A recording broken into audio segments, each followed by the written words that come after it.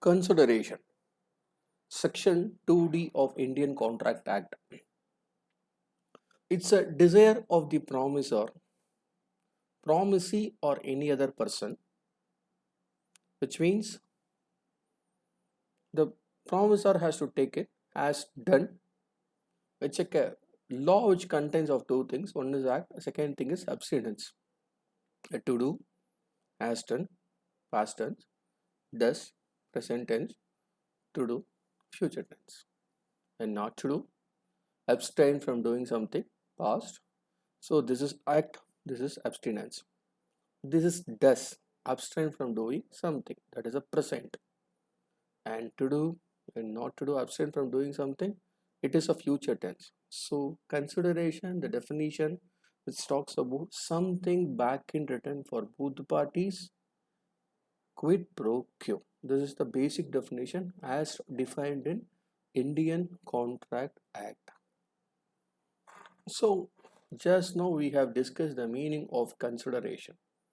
There are some legal rules. We have 8 points.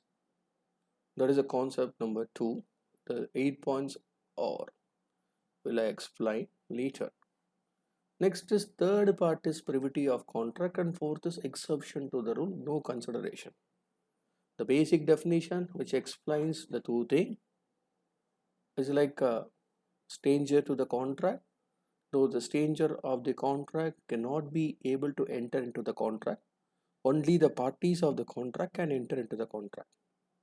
So this consideration topic, which can be classified into 4 types, 4 parts. First is meaning, just now we have discussed, and legal rules. So I will test this legal rule later. The third is privity to the contract. The general rule is that only the parties of the contract can sue the others. Strangers can't. So the strangers will not able to enter into the contract. Exception, stranger can do, outsider may file a case. Even they are not the parties of the contract, they may go for the rule. That is the exception. So the exceptions are trust, family settlement, marriage contract, acknowledgement of liability, assignment, covenant running with the land, contract through agent. Contract through agent. So these are the case. And fourth classification is exception to the rule, no consideration, because the general rule is any contract without a consideration is void, because both the parties has to get a benefit over it. So exception to the rule without consideration is also a valid one.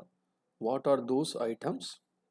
Love and affection, promise to compensate, promise to pay time bar debt, and fourth is completed gift, and fifth is agency. Sixth is bailment. Bailment means a person who is hold the goods for others, not for a sale. Suppose, let us take an example. One person hold the goods for some other person, which means the person who actually holded the goods is not the owner of the goods. So that is called as bailment, which can be divided into two. One is gratuitous, second is non-gratuitous. In case of gratuitous, which means both the party will not aim for paisa, which means money, and non-gratuitous, both the parties expecting for the money. In this rule, gratuitous payment is coming, exception, remission, and charity. Sorry, seventh is remission and eighth is charity. So the legal rules are promisor's desire, because it is from the desire of the promisor. The leading case law is Chinnaya versus Ramaya. From promisee or others, executed and executory, which means past, present, and future. Past consideration, we can use it now, and adequacy of consideration is not relevant.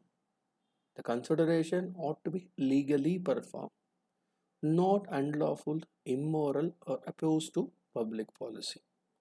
This is all about the considerations basic meaning. Thank you.